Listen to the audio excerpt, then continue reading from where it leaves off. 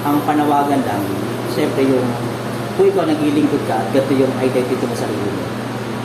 Dapat i-ayon mo yung sarili mo kung ano yung dapat mong gawin sa loob ng simbahan sa paglilingkod.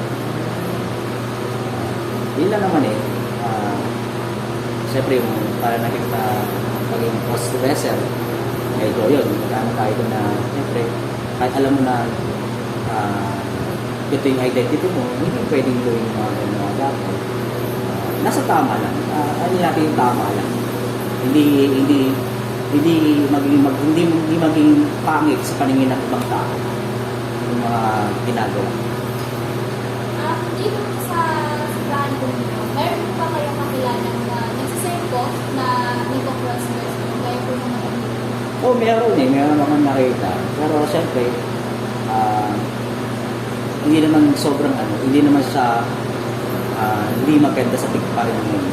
Kasi meron kasi di ba na, bakit naman no, meron talaga ng mga gay na cross-dress, parang iba talaga, parang pero ito, sabi ko nga parang nakita ko naman pagiging matino niya sa kanyang katawan, matino sa kanyang mananamit. Kaya hindi ko na siya inaan na mali yan, bawal yan. Hindi nga.